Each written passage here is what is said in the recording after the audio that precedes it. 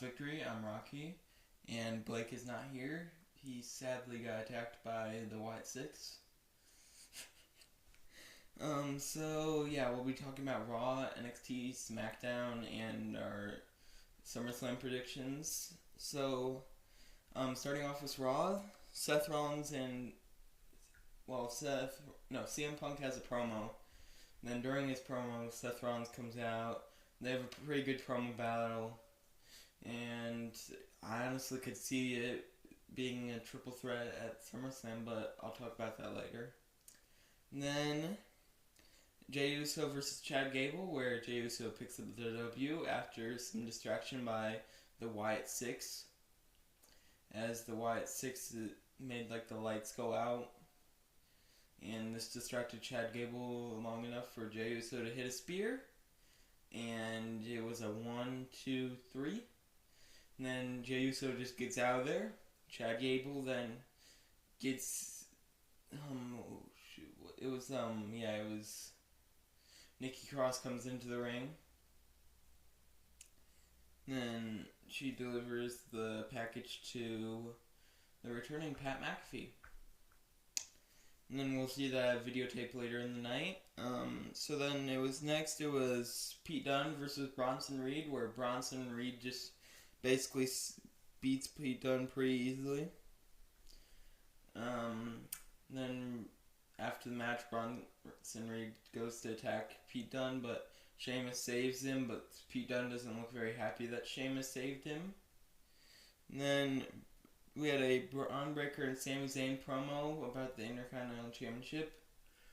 Braun spears Sami, then he gets taken out of the ring, and then Braun just points over to somewhere, and then it distracts Adam Pearce long enough, and he just goes for another spear, and he hits it on Sami.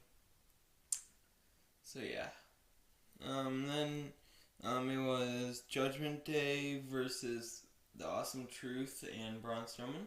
The Judgment Day beat the Awesome Truth and Braun Strowman, which I honestly think is the right move, because Judgment Day needs to solidify their title reign, because they just got it, so they don't have anything really to solidify it. I'd say a win over Braun Strowman and the former tag team champs are a pretty good way to solidify it so far. Then next was Liv Morgan, Dominic Mysterio segment, where Dominic Mysterio is getting ready for his match in the back. Liv Morgan comes up to him, stretches his leg out. The rest of the Judgment Day sees and thinks something else is going on. And then, it's a pretty good segment, honestly. Carlito is always the gem of all these Judgment Day segments. Then next was a Bo Dallas promo about how he took all the discarded people and made them into them have a purpose, which is it's pretty cool, because honestly I really like how they are using the people that didn't have anything else to do in the show, because Nikki Cross was doing nothing. Well, she was just staring off into the distance. Dexter Lumis hasn't been booked since March. Eric Rowan hasn't been in the company since 2021. And then Joe Gacy's been the only one that's been doing stuff. And Bo Dallas hasn't done anything since Bray Wyatt unfortunately passed. So I think it's a really good way to just use all these talent and honors Bray's legacy. And then next was Braun Breaker versus Ilya Dragunov, where Ilya Dragunov picks up the W by disqualification after Braun throws a chair at him. But Sami comes to save him, but just doesn't work. And then Damage Control versus KC2 and Lyra Valkyria. Damage Control wins, and after the match they get attacked by Shayna Baszler, Zoe Stark, and Sonya Deville, who beat him up pretty badly. And then Dominic and Liv beat Zelina and Rey Mysterio. And then after the match, Rhea Ripley returns, which I thought was going to happen, and then so I'm guessing it's going to set up a match between Rhea and Liv at SummerSlam. So we'll talk about NXT now.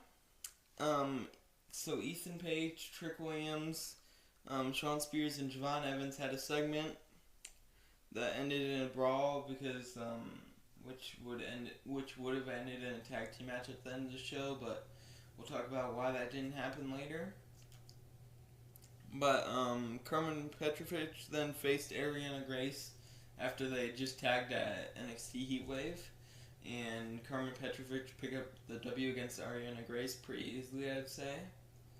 And then next match was well, not a match, it was more like a segment. Brooks Jensen had a meeting with Ava about his behavior over the past few weeks, and he says he's gonna clean it up, but that doesn't happen as he beats up Javon Evans before his scheduled tag team match tonight, so that creates an opening for Trick Williams' tag team partner. And then Tony D'Angelo retains his Heritage Cup against Lexis King, and Tony D'Angelo got the first fall, Lexis King got the second fall, and then Tony D'Angelo got the third fall. Why Lexis King lost was because I think it was Eddie Thorpe was playing some different music. I don't know. It was kind of weird. I didn't really like the segment. Maybe because I'm a Lexis King fan, but yeah. And then next was Gallus versus Tyreek and Tyson.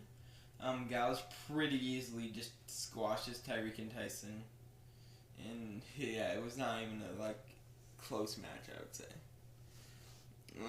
Then Wesley comes out for a promo. He's addressing his future. He sounds like he's about to retire, but then we see the Rascals from TNA come out. They tell him that he shouldn't retire. He's so much left in him, and that they want to form MSK again. So he's up to it, and they hug it out. And then in the back, they have a promo segment with Gallus, which I think is starting a match this week with them. So it'd be Gallus versus Wesley and the Rascals. So yeah, that should be pretty entertaining. Then it was Thea Hale versus Izzy Dame. I didn't really watch this match, but Thea Hale got the W. And after the match, Obafemi appears on the platform and says he's looking forward to facing Duke Hudson next week, and he will destroy him. But Duke Hudson says some stuff back, saying how he won't destroy him and how he'll beat Oba, which I really don't see. I think that Obafemi's just going to crush Duke Hudson in his dreams. And next we had Out the Mud versus the OC. I didn't really watch this match either, but OTM got the W. I don't really have much to say. I'm not a big fan of this feud at all. And then next it was Sol Ruka versus Fallon Henley. Sol Ruka won by disqualification after JC Jane and Jasmine Nix attacked her. And this is probably going to set up, I don't know what it's setting up. Because who would be I don't really know. Because Sol Ruka versus Fallon Henley, I don't know. This is just weird. I just don't know what they're doing with Sol Ruka. She should be the NXT North American Women's Champion in my mind. Because I feel like that title is just meant for her. She's, like Blake has said so many times, the main event mid-carder. She just needs that title. She doesn't need the title. The title needs her. I mean, Kalani Jordan's doing pretty well with the title, but I feel like that title is Sol Ruka's title to win. So then in Ava's office, we see her come out with Cedric Alexander. He's apparently signed with NXT. Then Ashante comes into her office. He signs with NXT, so we're going to see Cedric and Ashante in NXT. I'm really hoping they win the NXT tag team titles. They need a push. I love Cedric and Ashante so much that they need that tag team push so much. Cedric has been so good, and if he just doesn't get any push, it'd be such a bad look on WWE because he has so much talent that they're just not using. I'd say the same with Ashante because they haven't really used him at all this year. All they've been using him in is dark matches with Cedric, and they really need some TV time because I feel like they are the stars. most of the tag teams that are not getting shown are pretty good stars. Like, I don't even get why most of these tag teams aren't even being shown. It just doesn't make sense. Then next we had the tag team match where Shawn Spears and Ethan Page come out. Then Trick Williams come out. And who could Trick Williams' partner be other than Joe Hendry? All we know is that Joe Hendry, I believe in Joe Hendry. Joe Hendry is the future of the WWE. He's going to be a future world champion. Mark it on my words. Put all your house money on it that Joe Hendry will be a WWE champion by 2030. I'm telling you. And then, so yeah. Then Joe Hendry and Trick obviously win because you can't have Joe Hendry lose. And yeah, it was a pretty good match, honestly. I really like Joe Hendry's spots because I'm like a huge Joe Hendry fan. So yeah. And then getting on to Smackdown,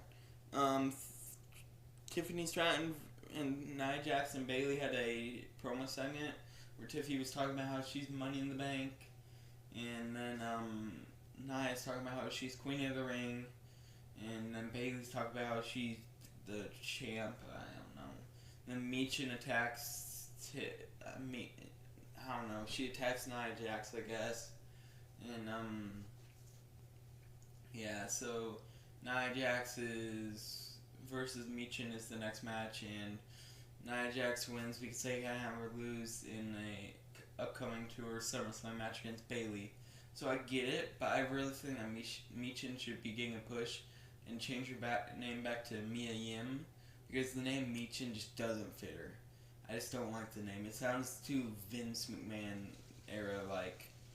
It just doesn't fit her. I don't even think it fits her character really. And it's just, I don't know, it's just not a good name. And then next was Legado del Fantasma versus Apollo Crews and Baron Corbin, where surprisingly in my mind, Humberto and Angel got the W over Apollo and Baron, which I really thought was surprising since I thought they were trying to push Apollo and Baron, because they have been getting more and more TV time every week. But seeing him lose to Berto and Angel is just saddening to see, because I really saw like some potential in them. And even if they become a tag team, which would be really exciting, I don't see them getting much tag team like spotlight time, because I don't really see it, just because the tag team division is stacked on SmackDown, so I don't really see them getting more tag team spotlight time other than this feud, unless they turn heel and start feuding with DIY, the tag team champs, which I could see, but I don't really think that Baron Corbin and Apollo Crews are going to turn heel just after they came up to the main roster. And then next was Naomi versus Blair Davenport. Surprisingly, again, I'd say Naomi beat Blair Davenport, which I really don't understand the decision, because Blair Davenport's your next biggest star. I don't see why you're burying her. Well, not really burying her, but having her lose to Naomi, who can take losses. She's credible enough to take losses. So I don't really get why you would have Blair Davenport lose. But yeah, Blair Davenport lost, and yeah. After the match in like a backstage segment, Naomi was talking to like Jade and Bianca. Yeah, they were just like. Then Jade and Bianca walk off. Blair comes up to Naomi, tells her that the better person won. And then she walks off, and then hits her in the back, attacks her. So yeah, I think they're building a bigger feud here than just that one match, which I'm here to see, because I really like the feud that's happening between them.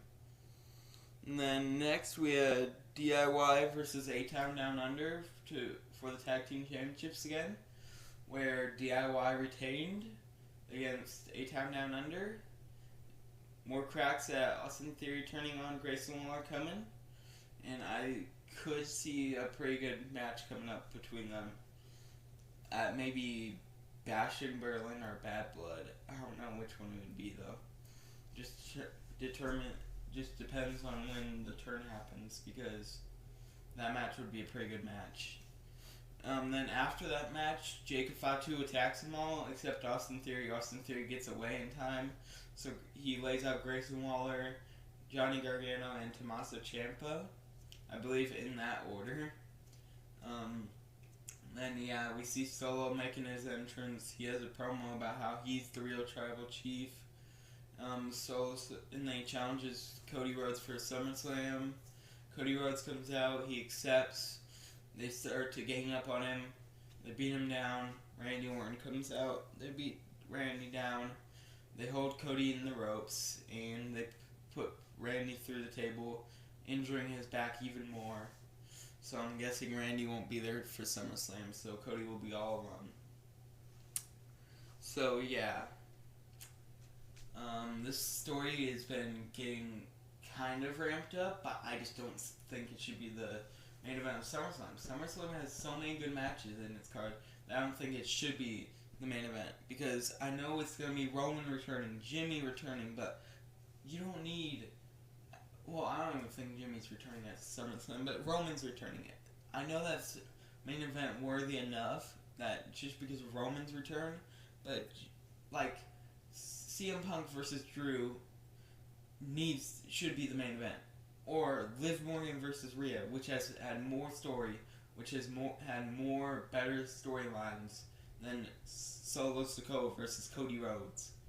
Because those two stories had actually stakes to them. Like, CM Punk has costed Drew McIntyre so many times for that world title. He's cost him at WrestleMania, Clash at the Castle, and now Money in the Bank. So I think that feud needs the main event.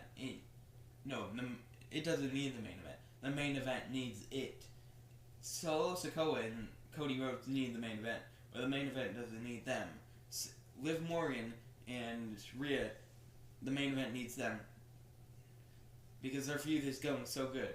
Like, the segments with Dom and Liv are just like my favorite parts of Raw at like almost every week.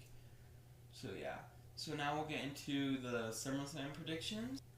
Okay, so let's talk about SummerSlam. So I see we have like a pre-show match this time for SummerSlam.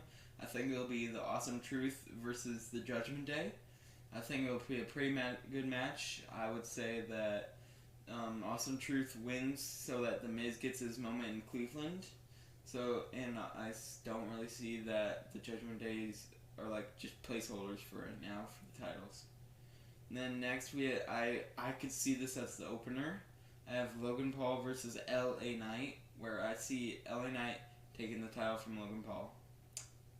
And then next is Nia versus Bayley. This is one of the announced matches. I don't see it being the opener or main event.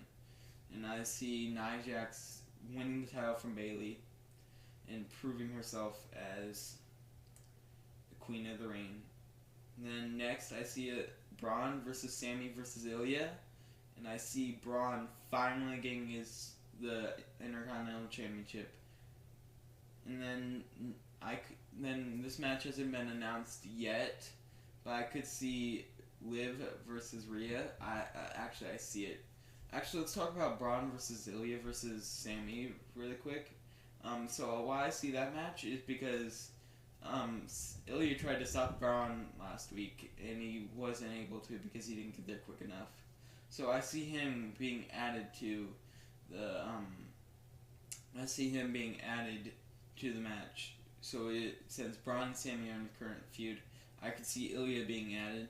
And then they basically double team Braun the entire match, but it's not enough. Braun wins the title. So yeah. And then next I see Liv Morgan versus Rhea Ripley. Custody of Dominic Mysterio match, basically. They're running it back basically,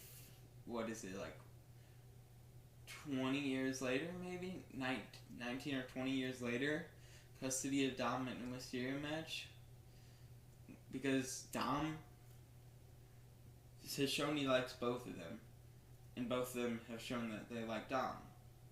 So I could see a custody of Dominic Mysterio where I honestly see, don't get mad at me, I see Liv Morgan retaining her title and walking out of SummerSlam with the title and Dominic Mysterio.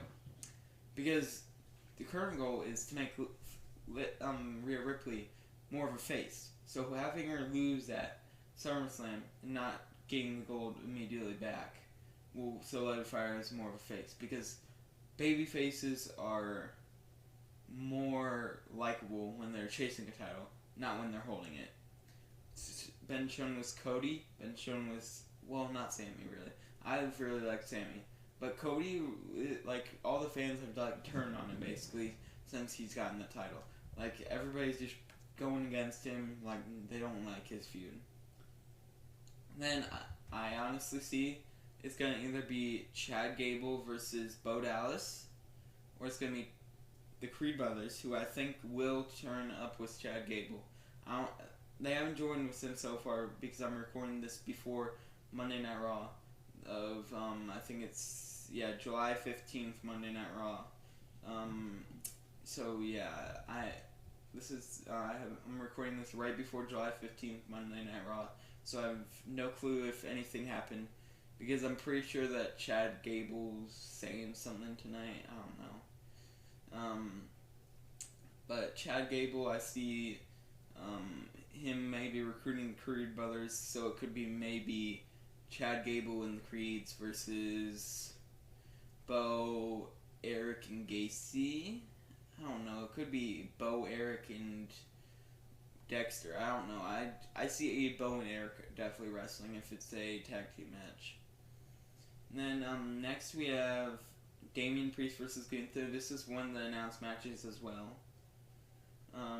So Damian Priest, I do not see him walking out with the world title.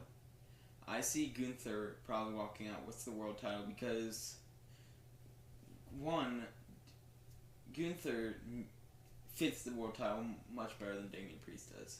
But if Damian Priest does walk out with the world title, I could see it being because he needs that world title. That with him, he was like, I didn't like his character at all when he didn't have the world title, when he was Money in the Bank holder. I've really liked his character since he's of the World Championship.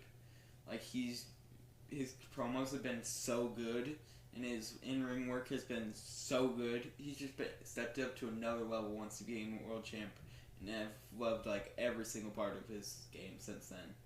So next I have Drew versus CM Punk versus Seth Rollins, because I see Seth Rollins being inserted into this feud, because Seth Rollins had that promo with CM Punk, and I think that this match could be turned into like a winner is the number one contender for the World Heavyweight Championship, like, and then I could see Seth walking out of it with the W, and so that he can face Gunther at Bash in Berlin maybe, because that would be a pretty good match honestly, and Seth, the world title is around Seth, could look pretty good.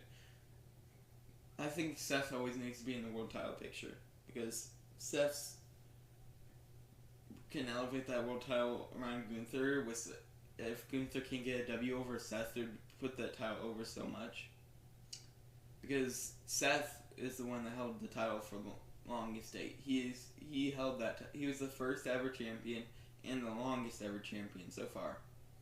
So if Gunther can beat him, I think it solidifies his reign, just as Damian's beating Seth solidified his reign, but not really, since Drew McIntyre and CM Punk interfered in the match, really.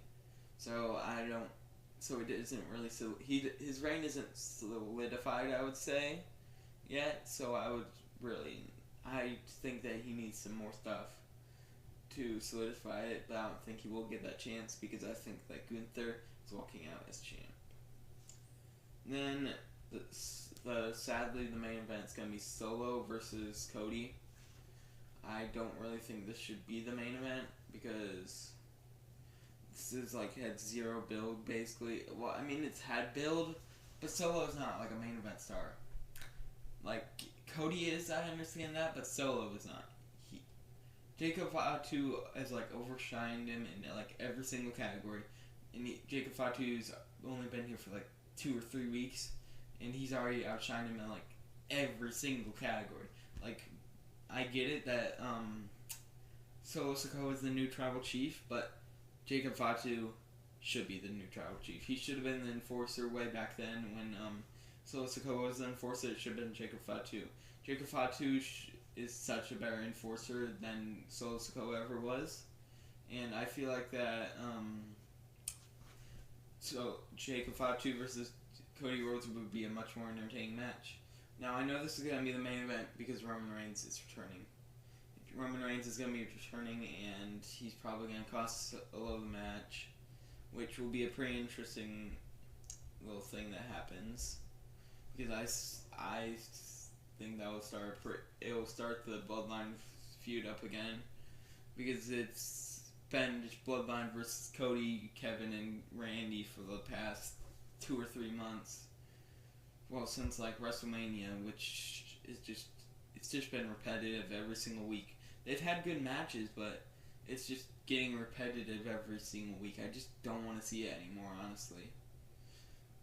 And so I think that Cody's course gonna walk out as champ because I see him having a pretty good reign before he drops that title. I don't see him dropping that title for a while. Like earliest I could see is Royal Rumble or WrestleMania, which I don't think he would drop it at Royal Rumble. I think the only place he could drop it is WrestleMania. Once he passes WrestleMania, basically any destination is the point to drop it though, because I see a year-long title reign, then he could maybe drop it. I don't know. So yeah, this is the conclusion of this episode. Next week we will have an interview with a college football player. We will talk about Raw, SmackDown, NXT, and yeah, Blake won't be here again, so it will just be me for a second time alone. So I hope you guys are fine with that, but we'll have someone to interview next time, our first interview of the podcast. So I'll see you guys next time. Peace.